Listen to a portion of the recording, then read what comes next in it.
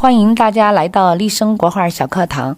简单的把它定出来，然后花朵的位置咱们画到1/2，稍微中间一点点啊，让它占的咱们的2/3的地方是咱们的花的地方。叶子呢，咱们再把它分割一下，从下边分割过来。那么这就是第一步，打形打好了。现在就要看过来，咱们就开始勾线啊，是浓墨是不是？那么现在你看，我把它调一下，先用咱们的3号笔，我把它调一个颜色，这个是烟紫色，对。调完之后，给这个颜色里边啊，要加一点点墨汁。你看，笔尖来一点，对，这个颜色根据自己的喜欢，稍微重一点也可以，稍微淡一点点也是可以的。现在咱们调它一下，那么这个颜色就出来了，是不是？烟紫色加墨色，沾一沾。现在看过来，我就要用这个烟紫色了，先调咱们毛笔，调完之后。笔尖上填一点点的墨色，首先是莲蓬的地方。那么莲蓬只要长了莲子了之后啊，在这个勾线的时候，大家一定注意，就不要把它勾得很圆。你看，稍微给它来一点枯蓬。那么有枯蓬的画法，那么里边啊，再给它用，你看钉头鼠尾小的线条，不要把它连接起来啊，断开，我再画第2层。那么。现在就要看什么了？莲子，今天的莲子也看过来，笔尖上再加一点点，你看墨色。这个莲子画的时候再小一点啊，这个莲子画的时候，那么就小一点点，不要画的太大。今天啊，和大家分享，那么这莲子大家在画的时候一定注意，让它啊大大小小有一个错落的感觉。那么现在我们把它。这样莲子画了，变的时候，你看钉头鼠尾，我要给它稍微把结构的地方咱们点出来，好不好？你看小的钉头鼠尾，长的短的，让它有一个变化。因为今天啊，咱们这个花瓣呢也画一个半包的，是吧？从哪里走？先是莲蓬画好了，咱们现在就要开始，我就要画花瓣了啊。那么前边我今天画一个很漂亮的花瓣，我把它画一个折过来。尖尖啊，让它稍微看翘一点点。那么大家也看一个啊，咱们今天和大家既然分享，也让大家感受一下。你看花瓣，我前面啊，先画它一个折起来的花瓣。那么现在这个墨色呢，大家看到咱们用的是烟紫色加墨啊，前面这是一个你看卷起来的小花瓣。那么咱们从里边啊一层一层往外边走，所以呢。画荷花的时候，大家一定注意啊，千万不要说，哎呀，我看着人老师的画，我看一笔去临一笔，那么那样呢，画出来的画就是画到最后你就安不到一块去了，就不知道怎么下笔了啊。那么现在你看，继续看它啊，所以说画画不是说让大家照着啊临摹我一个画，或者啊大家照着人家画册呀，或者人家的那个拍的照片呀，咱们临了一个画。那么咱们课程更多的就是让大家学怎么去画。那么现在你看，我又是一个花瓣啊，然后再下来。那么你看收尾的时候啊，这个花瓣收的时候收到咱们哪里？收到莲蓬的地方，对，钉头鼠尾。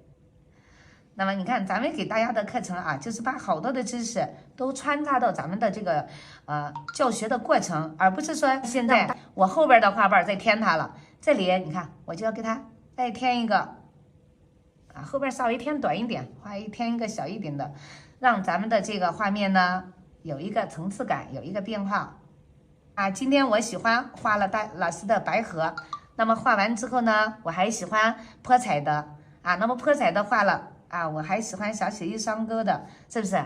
这样呢，大家根据咱们的课程啊，每一周啊听着啊，花上2-3个小时跟着咱们课程。啊，画，然后呢，把作业交一交的时候，那么看过来，我这个花瓣再让它，你看，再有一个走势，是不是？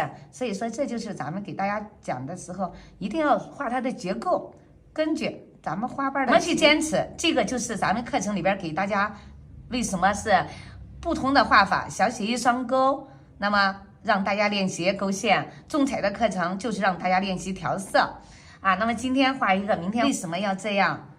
这是荷杆，那么。那么河杆还有一个小的纹理啊，这个纹理就像咱们课程里边山水给大家画的，是不是？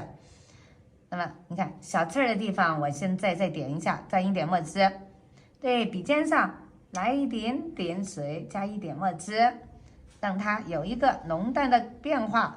那么小刺儿呢，它也是长长短短，千万不要把它画的就是全部是小的黑点儿。我现在要画荷叶了啊。那么今天因为咱们这个呢是稍微带一点枯荷，那么你看我在画这个荷叶的时候，我就要把它这个枯枯的感觉画出来。待会儿咱们要晕染啊，这个只是和大家分享一个大概的地方，咱们把它画出来。那么小的钉头鼠尾，这就用到了咱们小的钉头鼠尾的方法了。现在咱们把荷叶的边边错错落落的，你看我把它点一下就可以。那么待会儿啊，大家喜欢，咱们再继续画它的叶脉上的小洞呀那么用点染的形式，我会和大家继续分享。你看，现在这个画这个小洞洞的时候啊，那么大家怎么去喜欢看，就可以怎么去画。咱们从哪里？你看，笔尖上是太青蓝，从咱们的莲蓬的最边上走这个就是由最外边往里边走。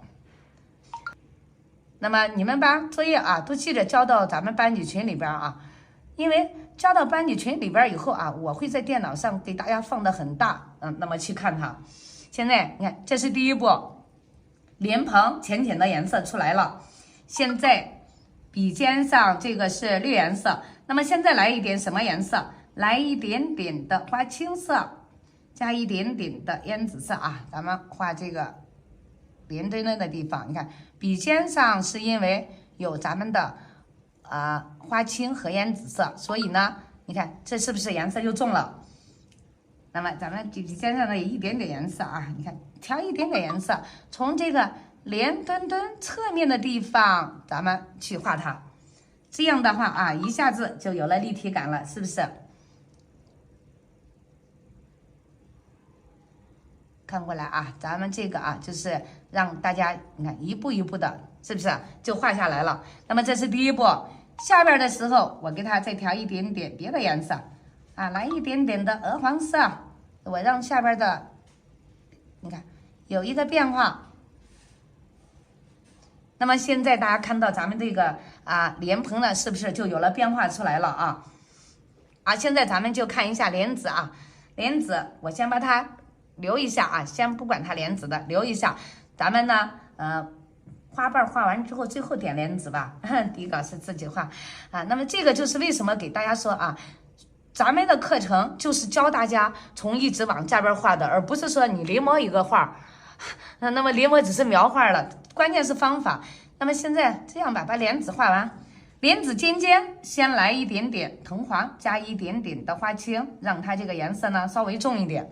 对，一个重重的绿颜色，我先把它点一下，不要用墨色这一步大家画的时候一定注意了，不要用墨色。刚才你看这是用的花青色，这一步咱们用花青色。我为什么刚才本来说想稍微等一会儿，因为咱们这个只是生鲜的它阴水阴墨，所以呢你一定要注意控制一下。下来你看笔尖上来一点点的黄颜色那么调一点点浅浅的绿颜色，我只需要怎么跟着咱们的这个莲蓬这个刚才点的这个重颜色，我把它圈一下，你看点一下就可以。这个不要太重了颜色如果太重的话，你的莲子就画的太绿了。咱们看只需要对大家看到，咱们把它点一下，那么用一个浅绿色紧挨着你刚才的这个深的这个点把它点一下。那么下来再有一步是什么了咱们用咱们的这个墨色这个太白色，看太白色我加到刚才的这个浅浅的黄颜色里边，我把它下边只需要给它你看稍微勾一下，那么自然它就会晕染。你看这个太白色自然的就晕染上去了。那么现在大家看到咱们的莲子呢润润的感觉是不是就出来了？那么现在莲子一下子立体感就出来了，生鲜，咱们今天用的是生鲜好，那么下一步咱们再看过来，我来一点点鹅黄色，对，笔尖上填一点点的鹅黄色那么我把它这个莲子窝窝的地方，我把它稍微看圈一下。对，这个就是来一点点的鹅黄色啊，可以加一点花青，让它稍微带绿一点也可以。那么现在大家看到莲子画出来了。那么今天的关键啊，就是和大家分享荷花了。那么在荷花画的时候，第一步看过来，咱们给它要稍微有一点点晕染。我换5号笔啊，稍微让它大一点，大家画的可以快一点。那么现在我给它笔尖上先调什么颜色？你看，我今天和大家要分享一个漂亮的。那么珠标色点一点啊，珠标色我调一点点，从这里你看咱们的花瓣啊，所以说今天和大家再分享一个不一样的感觉啊。那么每一个课程啊，咱们给大家分享的这个调色的方法也不一样，所以出来的这个表现的形式也是不一样的啊。那么你看，先把这个根根的地方来了一点珠标，那么现在笔尖再调一点点鹅黄，你看我压一下它，对，让它有一个韧韧的感觉。你看笔尖有理啊，这个就是大家怎么去调色了。你看靠近花瓣里边的这个地方，咱们把它扫一下，看，那么现在呢，大家是不是看到这个颜色它就有变化了？这里来一点啊，里边稍微长一点。那么你看，因为笔尖上是一点点颜色啊，所以呢，大家在画的时候，那么也就看到了咱们这个颜色有一个变化。笔肚是清水，你看侧锋稍微扫一下都可以。所以说咱们今天这个不是工笔画啊，很简单，咱们是一个重彩的小写意。好，你看我把里边稍微给它一个颜色，因为咱们这个纸呢，它几乎是一个半生熟的，带有一点点啊半生熟。它是生鲜，但是呢带一点点的半生熟。咱们这个今天给大家用了一个云龙轩啊，我们继续看过来。那么现在呢，继续看过来，笔尖上再给它来一点点的珠标色啊，让这个颜色继续红一点。你看，这个是珠标色啊，大家看到咱们你看。所以说我为什么给大家说这个纸呢非常好用，介乎于这个生鲜与半生熟之间啊，它比半生熟生一点点啊，比咱们的又不像咱们的这个大家是看到那个生鲜印的那么厉害，所以呢它稍微你看带一点点，那么非常漂亮的一个颜色啊。今天和大家分享一个让大家也感受一下，其实咱们为什么给大家这样啊带上，就是让大家在特别是刚学画的朋友根本不知道怎么去选择，那么这样的话啊，就是说让大家少了这些烦恼啊，也让大家能画出一个美美的画。咱们也不给大家说，哎呀什么几分熟几分生，那么这样太麻烦了太麻烦了。那么作为咱们刚画画的朋友啊，记不了那么多，是不是啊？就像毛笔一样，粗锋是多少？跟你说3.5啊，那么跟你说尖毫是37尖毫，55尖毫，那么那样的话啊，哎呀太累了，大家还没有画画呢。首先这一大堆的东西要大家去记，咱们给大家的课程就是开心快乐学国画，让大家跟着咱们轻松的去学国画，不要把画画呢当成一种负担。你看我现在你看稍微扫一下这个黄颜色，有的叶子啊这个花瓣让它稍微红一点。那么这是第一步，今天和大家分享一个很漂亮的啊。现在咱们继续看过来啊，花瓣用什么颜色？用咱们的烟紫色，我调一下啊，烟紫色，笔尖上调一点啊，不要调的太重啊，不要调的太重。你看，好，我现在呢，你看笔尖上一点点烟紫色啊，我把它刮一下，对，那么然后这样，你看从花瓣的尖尖的地方开始，你看让它有一点点晕染了啊，咱们继续看过来，那么花瓣的地方咱们勾它。用一点点烟紫色，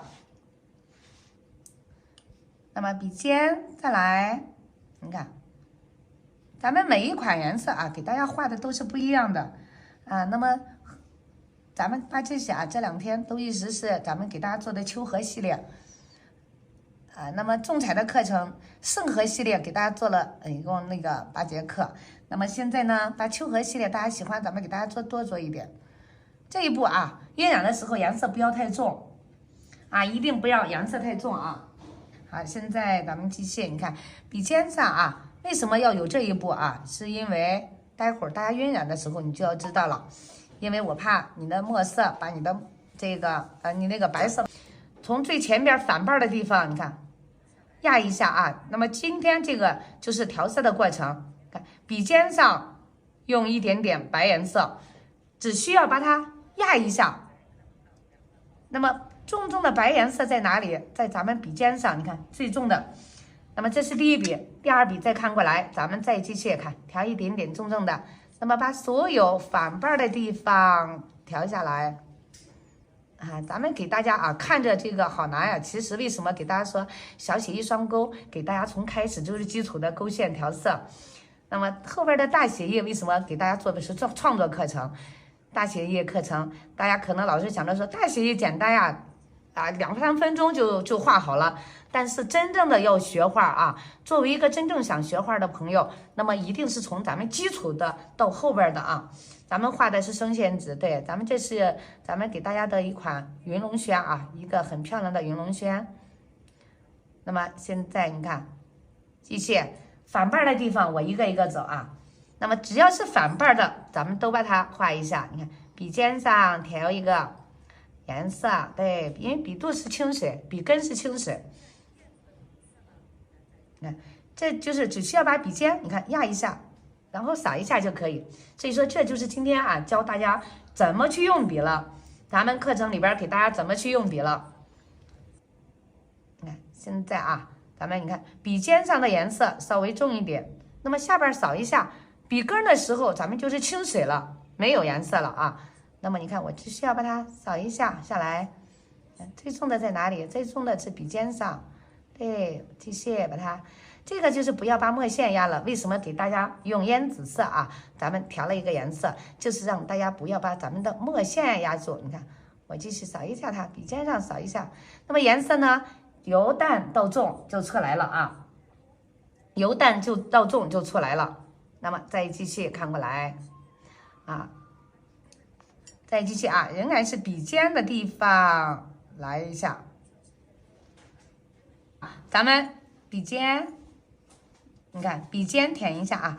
我给大家一直说的，在咱们直播间啊，大家也是就是怎么开心怎么快乐，让大家只要把这个画画好啊，那么方法给大家了，让大家怎么能快速的去画它就可以啊。现在咱们一层一层的，你看咱们的花瓣是不是由最重的颜色一直的就下来了？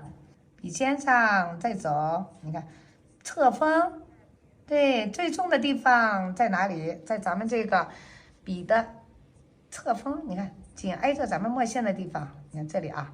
所以说这就是咱们今天和大家分享呢，这个课程我会给大家做的更漂亮更多，因为我呢画了大学专业是油画，学的油画专业，又画了30多年的国画，那么我是希望啊。把这个绘画的这个各种的形式都和大家分享。你看到这里的时候，看侧一下，那么笔尖呢颜色淡，它待会儿干了以后啊，它这个自然它就有了变化了。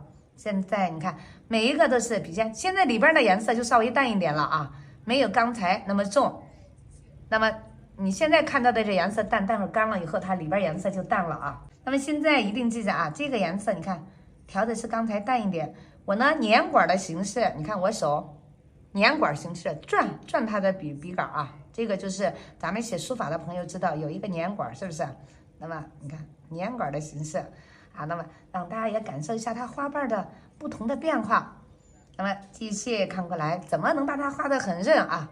给大家一个就是调色，一个就是和大家分享怎么去用笔。你看压一下也可以看粘管的形式，那么到这里看。侧锋旋转一下，对，轻轻的压一下，那么下来，你看这个颜色多自然。咱们这个啊，就不是工笔了，是不是？工笔的话要拿2个毛笔，一个清水笔，一个色笔。但是咱们给大家分享的这个就是一笔下来怎么去调。你看刚才咱们调的边的这个颜色比较淡，像牛奶一样，现在又用上了吧？现在你看笔尖的颜色啊就淡一点，是牛奶状。那么扫一下它，看，轻轻的扫一下。对，扫下来，那么这个里边的花瓣是不是就淡了？然后咱们再继续，每一个花瓣都要晕染到的啊。每一个都要晕染到今天的这个荷花啊。你看，虽然是秋荷，但是呢，这一抹很漂亮的这个暖色调荷花送给大家，也希望咱们大家啊有一个好的心情。你看，我现在把它扫一下，干了之后，大家看到了咱们这下边的底色是不是就润润的上来了？好，现在咱们再继续，你看每一个尖尖。咱们都去晕染它，所以为什么给大家啊开始让大家先画这个勾线，先画这个调色，这一个呢就是让大家学会了调色，学会了勾线，手就不抖了。起码你画的啊几幅画以后啊，手就不抖了啊。那么也学会了咱们怎么去调色，怎么去用笔了。你看现在这一层啊，咱们晕染的时候稍微淡一点。好，现在所有的花瓣咱们都晕染了，是不是？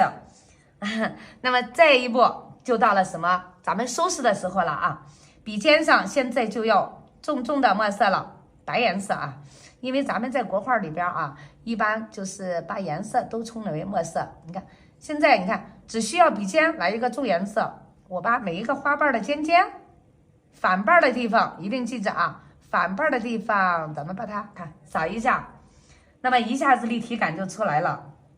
我呢继续点，你看每一个尖尖啊。咱们都把它点一下，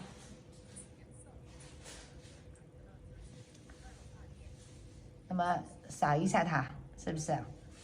咱们继续看，笔尖只是笔尖啊。那么这一个就是因为咱们的笔尖是重颜色，那么现在你看笔尖上再来一点白颜色，把里边也点一下。但是里边点的时候啊，这个颜色就要比外边再淡一点了，是不是？你看现在啊，咱们把笔尖每一个尖尖的地方反瓣也稍微把它提一下。你看我给大家也讲的比较细啊，咱们课程也是这样。为什么有的课程我会给大家分为一个上中下，就是让大家每一步骤啊都看得很清楚。那么你看现在点一下啊，每一个就是反瓣的地方咱们把它提一下。画完啊，还会和大家分享一下小鸟的画法。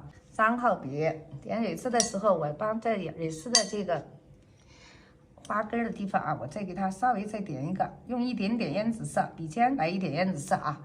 咱们看过来，我再把它给来一个重颜色，更重一点的啊。稍微给它一个更重的颜色，这个是咱们的什么颜色？咱们的胭紫色。对，你看尖尖的地方，我再提它一下。那么现在大家看到咱们的这个颜色是不是更加的立体感就出来了？你看，就是一点点啊，一点点颜色。再调荷杆，荷杆的颜色看过来也是咱们今天啊课程里边一个比较关键的地方。那么要调颜色了，调色盘我拿过来啊，咱们要调什么颜色？先调一点点焦茶色，看过来，咱们先调一点点焦茶色。对，焦茶色调完之后，咱们笔尖要调什么颜色了？你看焦茶色我调到笔肚的地方，然后调一点点咱们的花青色，那么再揉，你看揉一下，揉到咱们笔肚的地方。对，揉到笔肚的地方之后，看过来，笔尖再来一点焦茶，那么笔尖颜色就重了。这一笔从哪里走？你看，从最上边啊荷杆的地方，你看我们压一下。笔锋侧一下，一笔下来，晕染的时候也是一笔下来啊。那么现在在第2笔的时候颜色就淡了，我把它再扫一下。好，那么荷杆画出来了。荷杆的上半部分咱们用胭紫色，用这个花青和加焦茶再给它点一下啊，再点一下。你看我现在稍微给它点一下，那么荷杆呢，你看上面就重一点点，下边呢就稍微淡一点点，用太白色，这个要稠一点了啊，不要加水，你看稠一点，然后加到什么里边？加到咱们的这个藤黄色里边啊，加到藤黄色里边。现在看过来，咱们怎么去点它啊？你看由咱们最重的地方点的时候，它是像一个小蝌蚪一样的啊。那么它有一个小尾巴，你看有一个小尾巴。现在咱们再继续，一定记着啊。那么点的时候也是一样，你看我一组一组的来点它，而不是说随便乱点啊。这个太白色啊要稍微稠一点，稍微稠一点。那么继续，你看，我再给它点了，你看小的尾巴啊，那么这就是蕊丝的尖尖怎么去画？那么现在你看蕊丝，我一组一组的来画它，这是一组，那么这里你看，再来第二组，你看，咱们用1号毛笔啊，我点一下，继续啊，再点它太白色啊，重一点点，你看，不要水加的太多啊，一定记着，这个千万不要加水，咱们就用稠稠的白颜色点它，点它的蕊丝。你看，压一下，提一下，那么一个小蝌蚪的形状就出来了。大家看到咱们今天的蕊丝，你看简单不简单？那么方法知道了啊，什么都简单了。好，那么继续，你看，我现在再点，让它一层一层往外边走了。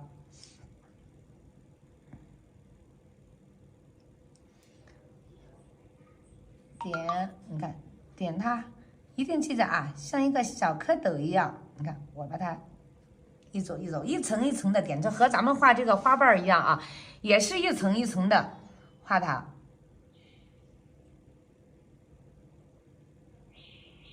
看，一层一层的点出来。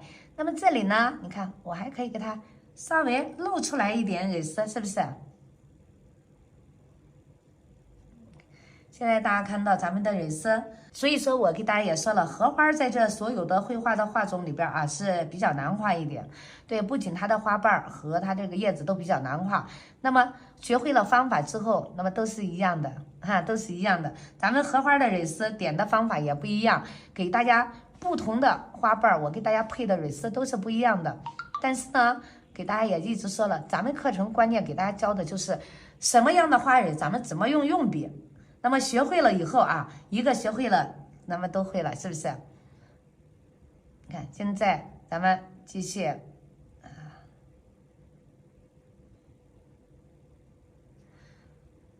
大家现在看到了啊，这个是不是很漂亮的蕊丝？咱们就点出来了。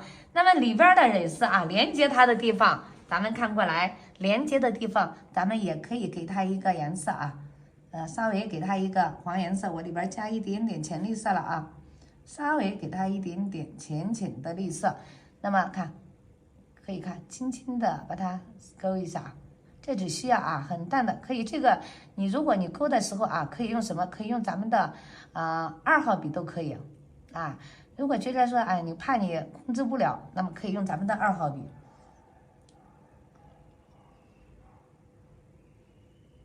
现在你看我再继续，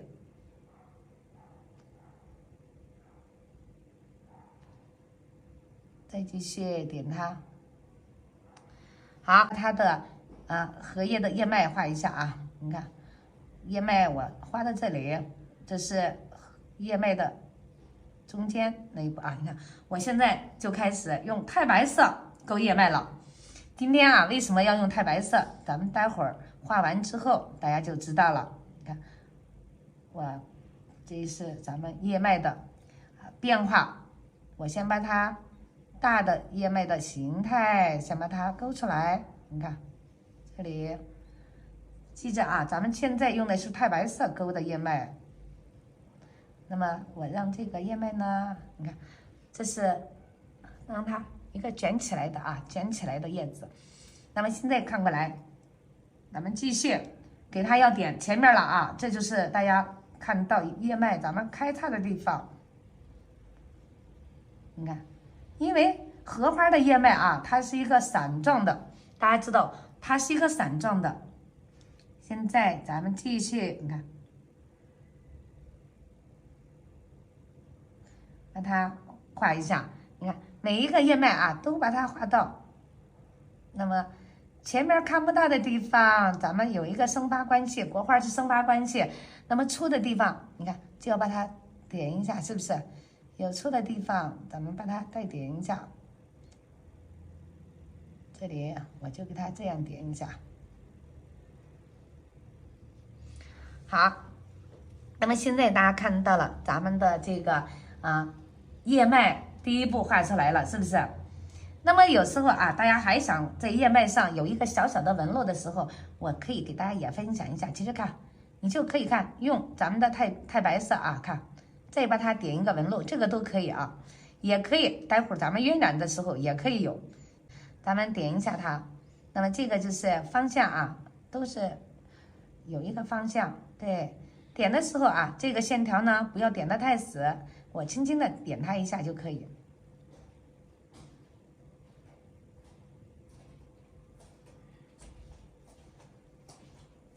那么咱们这个种彩课啊，小写意双钩，就是大家看了之后喜欢工笔画的朋友哈，那么就走不开了，是不是？觉得工笔画太累了，但是咱们给大家分享的这个小写意的种彩课啊，现在咱们再继续看过来啊，那么叶子怎么去调色？我今天的叶子呢，也用一个稍微沉着一点点的颜色。那么首先看过来。毛笔洗干净了，咱们就要调色了。我用清水拿过来，咱们看，先调一个花青色，一定记着啊，咱们要调色了。先调花青色，然后再调咱们的焦茶色，啊，调一个焦茶色，啊，会了，会了，会了。现在就看叶子了啊。咱们调完这个颜色之后，你看笔尖上是焦茶色啊。一直你看，我揉一下毛笔，笔尖上让它把颜色调均匀啊，调均匀，让它自然晕染到咱们笔肚和笔根的地方。调完这一步以后，看过来要用什么颜色了？那么笔尖上我要来一点点墨色了啊！你看，现在笔尖上来一点墨色。那么今天墨色从哪里走？我现在就和大家分享了啊。这第一笔从哪里走？从这里啊，看过来，你看。那么现在大家肯定都想说，哎呀，这个墨色我怕晕出去咋办？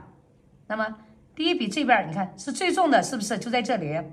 那么现在呢，跟着咱们的这个刚才画的荷叶的根啊，你看我点它一下，到里边稍微小心一点，对，那么不让它就是晕得很厉害啊。那么现在你看，只需要你看点染的形式，大家跟着咱们来看啊。只需要点染的形式，把咱们的这个颜色一笔颜色调开。现在看过来啊，咱们这一块稍微让它重一点，到这个边边的时候稍微小心一下啊，别把它晕染出去。对，你看我把它小心的晕染，那么笔锋往外边走啊。那么现在就到了咱们你看继续晕染了，我只需要点它就可以。这个是咱们这个花瓣边边的地方，咱们也稍微点它一下。那么刚才因为笔尖上是墨色，是不是？咱们现在呢，这个颜色是不是又越来越淡了？你看，我把它点一下，让它衔接一下。那么这个啊，不要平涂它，一定看着就是我在这个纸上面乱乱的点它，是不是？啊，你看用笔锋乱乱的点。那么这里再继续，你看稍微给它点一下。轻轻的点它啊，那么咱们继续看它，你看，用点染的形式，一定是点染的形式啊，到这里稍微走一下，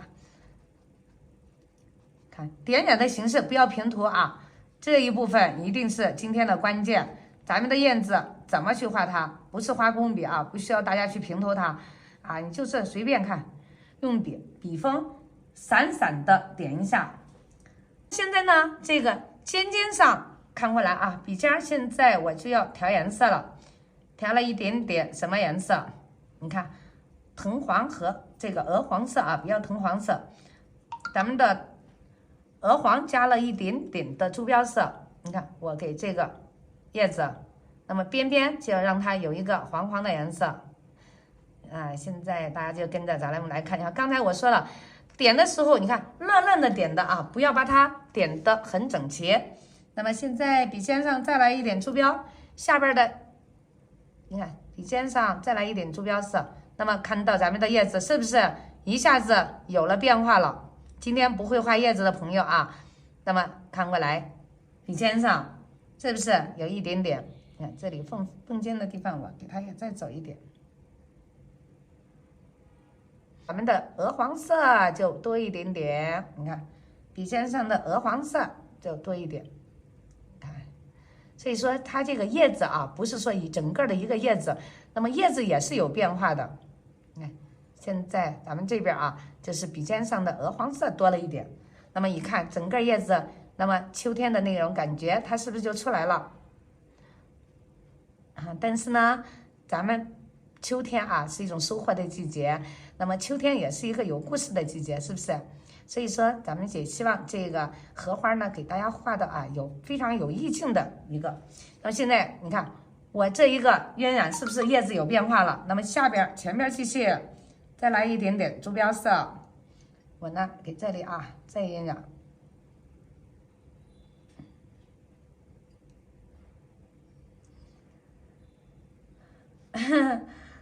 那么现在啊，咱们继续看一下它点染的过程。好，那么现在到点了以后啊，那么到关键的是残荷的叶子怎么画？现在是关键的时候了啊！还有一个，咱们残荷的叶子怎么画？我现在把它这没有点染完的地方啊，咱们看现在毛笔上我调了一点点咱们的什么颜色？咱们的鹅黄色啊！你看刚才乱的地方，对，咱们把它再收拾一下。这个就是这个荷叶啊，它有一个变化。你看，现在咱们再用一点点的鹅黄色，你看，给它更加的有层次感了。现在就是到了今天啊，画画最为关键的时候了。不会晕染叶子的朋友，看过来。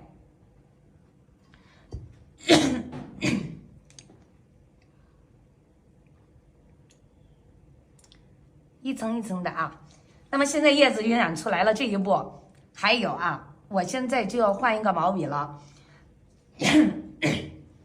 残荷怎么出来？现在看一下残荷的叶子怎么点出来。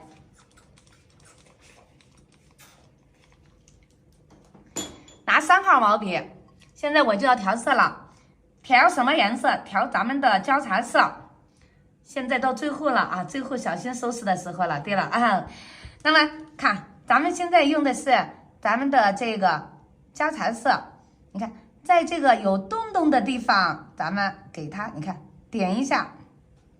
今天啊，也让大家也跟着咱们看一下啊。那么老师画的荷叶没有层次感，不生动。那么到了秋天，大家也看到了池塘的那种啊荷叶，它有的那小洞洞，是不是？怎么去画？现在咱们笔尖啊，再来，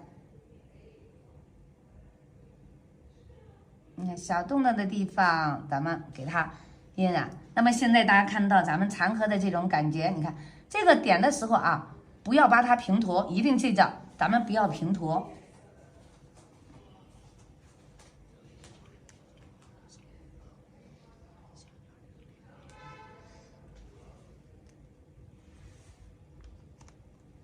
看点啊，这个就是点染。那么焦茶色啊，我现在用的是咱们的焦茶色。你看，这就是咱们残荷的叶子的画的啊。那么同样啊，咱们继续这边边边也是，这边画的时候就稍微给它加一点点颜色了，珠标色或者点一点点的，咱们的这个藤黄色都可以啊。所以说这就是咱们画叶子的时候让它有一个变化。那么现在再看过来啊，我笔尖还要来一点点什么颜色？烟紫色加一点点咱们的花青色啊。这个就是稍微来一点点烟紫色，你看这个叶子变化就更多了。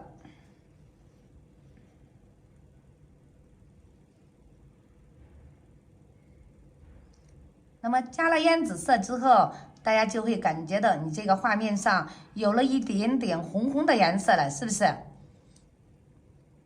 你看点的时候啊，就是根据咱们的叶子的边边走。啊，这么多朋友喜欢，哎呀，单亲汉点的最多啊，琴也喜欢，美妇都喜欢，啊，男生您也喜欢，好，那么大家接着喜欢我把这个给大家做的课程，这2天给大家因为做咱们的秋荷系列，那么不光是今天这个会给大家做到更多的都很漂亮的。好，现在还有咱们什么地方没有画咱们的这个中间咱们的荷叶的星星的地方，我把它也点一下。这个点的时候我再调一点点的颜色。那么今天这个荷叶的叶脉，大家看到这种画法简单不简单？叶脉勾完之后，它自然的就出来了，是不是那么你勾这个叶脉的时候，还可以怎么勾还可以加一点点赭石色勾都可以的加一点点赭石色都可以也不辛苦有这么多的朋友喜欢，那么咱们在直播间起码觉得说，让大家待了这么久，你看大家也给咱们点赞送小心心，也给咱们粉丝灯牌，是不是？那么也希望就是说大家起码在咱们直播间学到一点什么东西了。好，现在咱们的叶子基本上就可以了。你呢，如果喜欢再继续画它也是可以也是可以。那么现在荷杆看过来，咱们给它一点点什么颜色我来一点点的山绿色，看山绿色加到咱们的这个交叉色里边。我给荷杆来一点点山绿色。那么现在呢，你看是不是这个荷杆一下子就有了一点亮亮的感觉了？那今天再看过来，咱们小鸟怎么去画？你看我眼睛先画2个半圆形，然后呢，你看一个小的圆圈这个就出来了。出来了之后，咱们现在再看过来，咱们它的嘴巴怎么去画？嘴巴现在看过来，咱们要怎么去画了翠鸟的嘴巴，我要从这里走。那么你看，这是它眼睛的部分那么先画一个翠鸟中间的嘴巴。你看翠鸟的嘴巴我就画的比较长了，先把它中线画出来。现在笔尖上再来墨色，那么一定注意空水空墨现在我要画上面的嘴巴了，那么上面从哪里走？你看。那么翠鸟的嘴巴呢，它稍微给它又长一点点，因为它是大家知道抓鱼的是吧？那么下边部分的这个下嘴巴咱们就给它稍微细一点点。那么现在大家看到了一个长长的嘴巴画出来了。那么看笔跟的水沾一下沾一下，然后呢把咱们的这个笔锋劈开，看笔锋劈开劈开之后，那么就到了咱们和大家分享一下。那么从哪里走？看。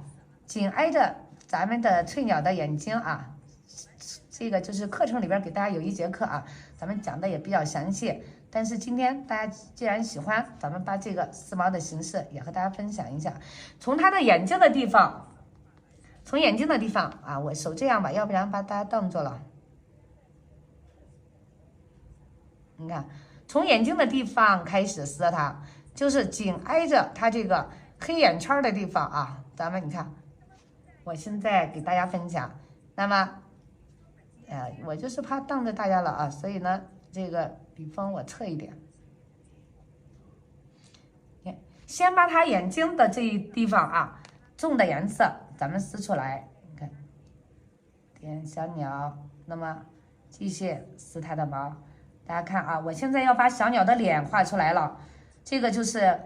刚才给大家分享咱们3号课程的时候那么小鸟画的时候，对，小鸟也有脸，是不是不是说小鸟没有脸，你看大家觉得好奇吧？小鸟也有脸。那么现在你看，我给小鸟撕毛，头部一步一步的过来，这个就是咱们给大家在3号课程里边讲的那个结构那么像咱们系统课，大家也看到了，课程里边像这个就是比较多一点了现在你看，我把它的这一部分撕好了之后，那么头部的结构地方，我只用这个笔锋呢，轻轻的把它看画一下这个就是轻轻的把翠鸟的头部画一下就可以。那么现在这一步看过来，我把小鸟的轮廓要撕出来了，它这个小鸟绒绒的、肉肉的感觉，那么用咱们这个笔锋看。把它扫一下，待会儿咱们要晕染颜色的咱们不仅仅是丝毛，咱们今天要和大家分享颜色。这样撕出来以后啊，这个小鸟的羽毛呢，它就是灵动的。那么嘴巴下边，你看，继续，这里你看，我给它身子部分啊，轻轻的看，用它丝毛的形式把它先画出来。对，那么它身子的部分啊，咱们上边啊，就是今天的翠鸟，它比较漂亮。大家知道翠鸟呢是一个比较漂亮的颜色。那么下边丝毛的时候，你看，在撕的时候啊。那么也是给大家说的，不要画的太重。咱们笔尖上一笔墨，从眼睛开始撕下来的，是不是？大家看到我刚才从眼睛最重的地方，笔墨在眼睛，那么下来小鸟的肚子下边，咱们就给它稍微，你看颜色就淡了，越来越淡了。我今天给大家也分享一个很漂亮的啊，让大家也感受一下，其实正面的翠鸟也是很漂亮的啊，不仅仅是大家看到侧面的。那么这个啊，就是刚才大家要看到，咱们这个是翠鸟的尾巴啊，我点一下。那么现在这是第一步，撕毛撕好了之后，现在我就不撕了。今天给大家大小写意结合在一块儿分享一个。现在我就要调色了，用3号毛笔，现在给翠鸟上颜色了啊。先从头部开始，好不好？咱们先从头部开始，笔尖上来一点点什么颜色？咱们的花青色啊，这个就是笔尖上。咱们花青色，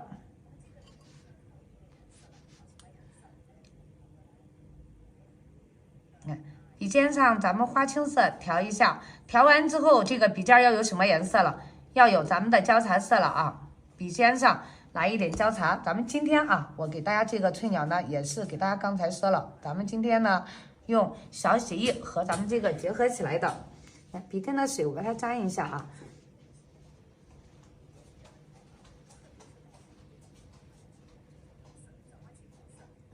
特别是眼睛根根的地方啊，咱们这个水不要太多。那么你看我沾了以后，大家看到咱们这个笔锋，这个颜色呢，是不是就是重一点？对，它眼圈的地方更重了，因为咱们有刚才的给它撕毛，所以说眼圈的地方更重。我现在笔尖上加一点水，那么再继续，你看。这个是花青色啊，一定看过来。咱们今天这个颜色是花青色加的咱们的赭石色。那么下来，你看，就是我刚才说了，翠鸟它也有脸，不是说小鸟没有脸啊。这个呢也是它的脸部。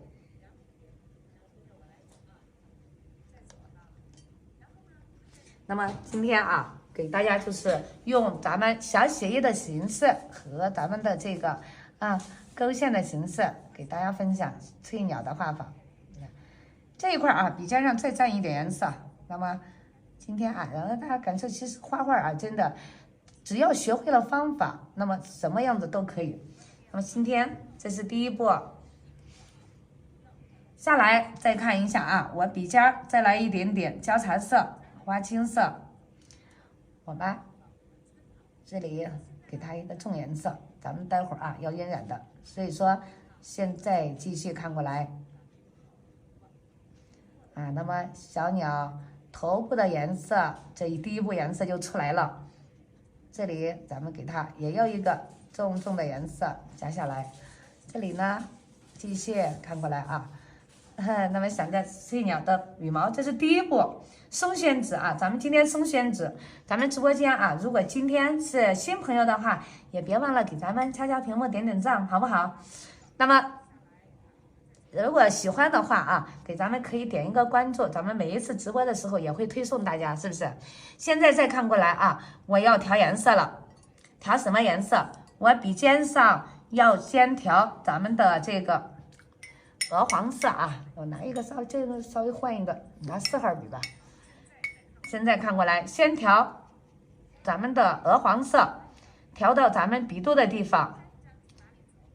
那么笔肚的这地方调完之后，下一步调什么？笔尖上就开始调咱们的珠标色了。对，下来咱们调一点点珠标，你看珠标色再调它，调完之后笔尖来一点点交叉色啊，来一点交叉。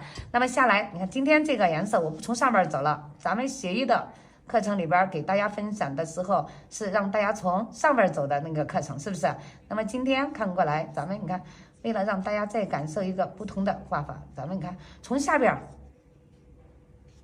我从下边走，你看现在毛笔上水不多了，咱给它扫一扫。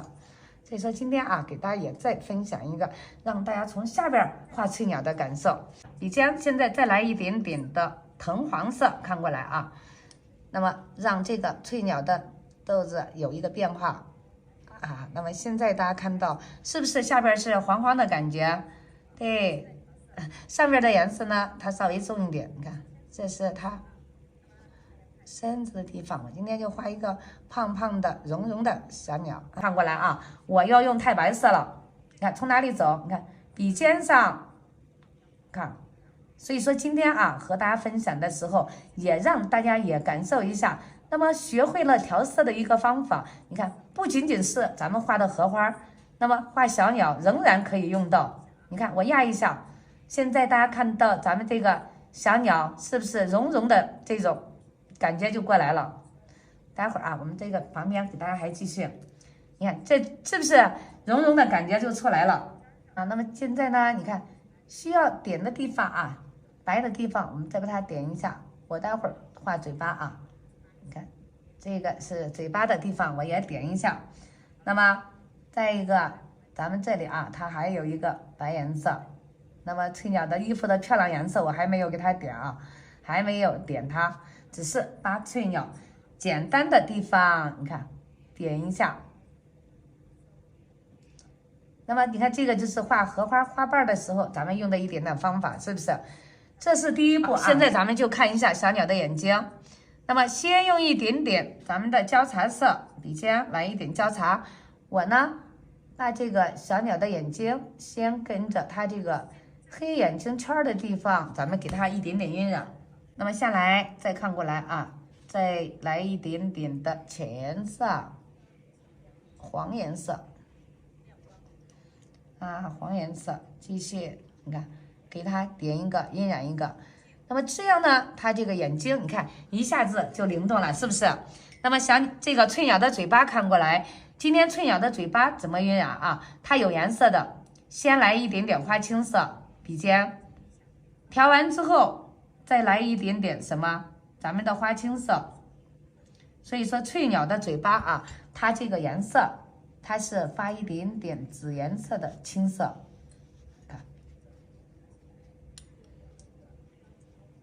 紫颜色的青颜色，是不是？现在你看，我把它晕染一下，那么翠鸟的眼睛出来了。现在还有它的这个脸部，这个是一点点朱标色啊，我们来一点朱标色。然后呢，笔尖来一点点什么颜色？烟紫色。我从哪里点？你看这个地方啊，咱们就是稍微来一点点烟紫色和朱标色。我现在点它，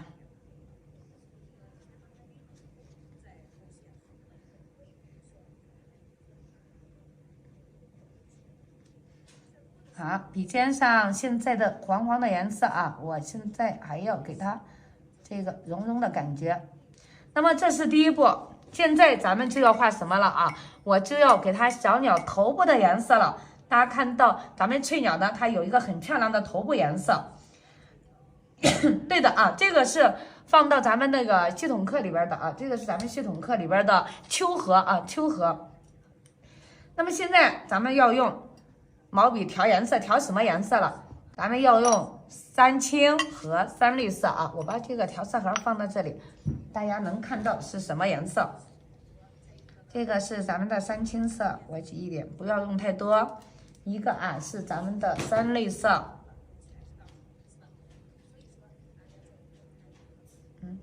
一个是三青，一个是咱们的三绿色，再一个就是用咱们的太白色。你看，我把颜色都给大家放在这里。那么现在咱们一步一步来看，先用一个什么颜色？太白色，笔尖上我点一点点，然后呢加一点点咱们的三青色。现在今天啊就是关键，和大家分享这个颜色的变化。那么点的时候看过来，从它的头部紧挨着眼睛的地方，咱们先给它点，一定记着啊，先从这个眼睛的地方，你看点它。太白色啊，在咱三青色里边加了一点点啊。你看我点的时候点了两袋，是不是？那么看，好，这是第一部分。下来继续看过来啊，咱们这个眼睛它这个头部的颜色它是有变化的啊，不是说大家看到的这个颜色啊，发一点点绿颜色。这个啊，就是你点颜色的时候点错了，只点了一个咱们的三青色，而没有点三绿色。现在看到翠鸟的头部的变化了吧？现在你看，我继续身子给它点一下。那么现在大家看到咱们这个翠鸟是不是一个有颜色了？还别急啊，现在咱们继续加一点点太白色。我要点哪里？点它的脸部啊，这个呢就是鼻尖上加的太白色。你看，小鸟的脸部，咱们把它点一下。那么现在看到咱们的这个啊，是不是很漂亮？啊，那么进去太白色，笔尖上来一点太白啊，咱们这个看，给它这里啊最亮的地方稍微点一下。那么所以说这就是今天啊，咱们和大家分享这个小鸟的羽毛部分的时候，它怎么去画。你看这个太白这块啊，咱们再点一点点花青。三青色画的时候，你看，那么上面的核杆画完之后，下边的核杆它这个两条线啊就要平行的，不能说这两条线不平行，那就画错了啊。所以说这就是咱们今天和大家分享这个核杆的画法。核杆可以弯曲，但是它这个线条上下两个是一样的啊，值得一看。谢谢啊，谢谢大家。那么现在再继续。核杆我轻轻的啊，给它穿一点点。那么咱们这块就稍微快一点点了啊，因为这个就和咱们小写意的树枝的画法有一点点相像。那么现在笔尖再来小刺儿的地方，咱们再继续点它的小刺儿的地方。这一个你看核杆为什么我正对的咱们的荷叶，这个荷叶呢就像一个翻下来的，是不是？所以它这个画的时候我就不能画到这里，我这个核杆就是正对着咱们的这个荷叶欣欣的。那么这个小刺儿怎么点？因为它的荷叶的朝向朝这边，所以咱们小刺儿点的时候，看就要方向过来，你看压一下提一下，所以说这个啊，就是大家点这个小刺儿的时候，不要看一个小刺儿，它也是有方向感的。好，那么现在小刺儿点好了，咱们画它的小爪，看过来，咱们你看小鸟。它的这个小爪，咱们给它看，只用画露出来一点点就可以，这是一个。那么这边的话啊，你看我就也画了因为这个大家也知道翠鸟的小爪和咱们小鸟的还有一点不一样啊，我可以把它勾一下，轻轻的看勾一下。那么今天因为给大家是大小写意结合让大家也看一下。那么后边看过来啊，它这个飞羽的地方。咱们给它稍微你看勾一点点露出来一点点就可以了啊，这边不能露的太多。然后呢，翠鸟的尾巴大家都知道，翠鸟的尾巴比较短，对，它不像小鸟的尾巴长。咱们课程里边给大家这个就是画的比较多小鸟。那么翠鸟的尾巴比较短，比较齐一点点，所以我从树枝的这个核杆的后边稍微把它露一点点。那么尾巴下边，现在我们就把它细细的颜色看一下因为刚才没有画这个翠鸟的尾巴和它的这个飞羽，现在用什么颜色？看花青色调一点点，然后呢再来一点什么颜色？再来一点点焦茶色。焦茶色看过来从哪里走？你看从这里。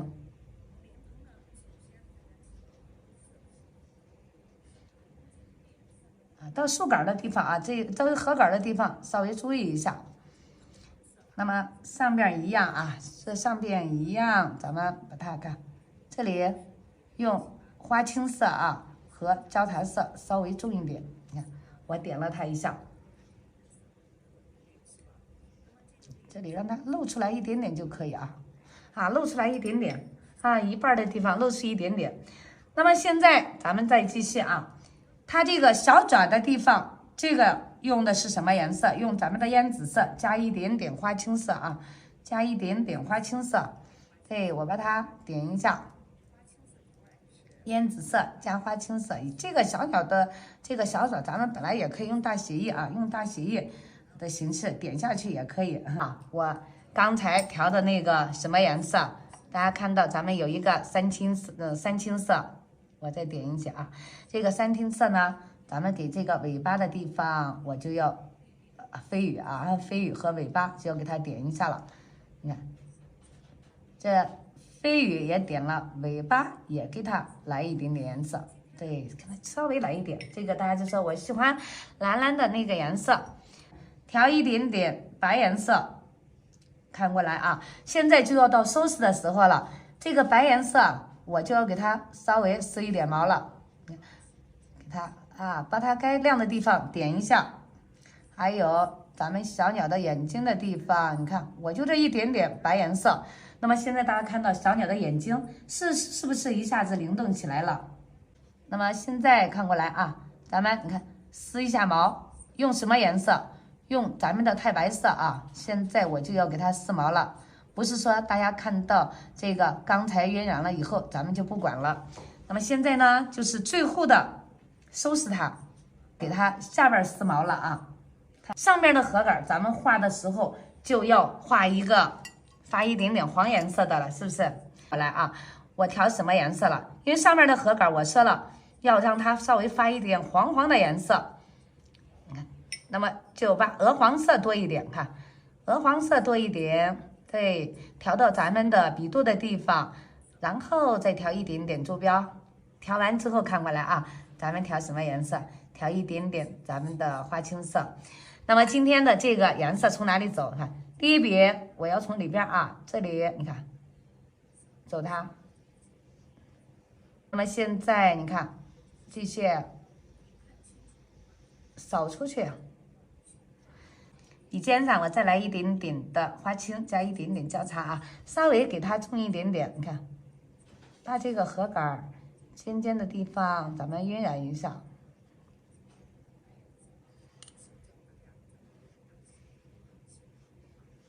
好，点一下就可以了。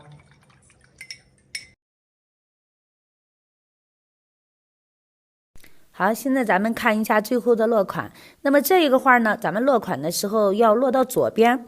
再一个呢，就是落的时候要稍微把咱们的枝杆压一点点，这样下来以后，整个画面就平衡了。也把咱们这个横杆呢破一下。名字写的时候不要写得太大。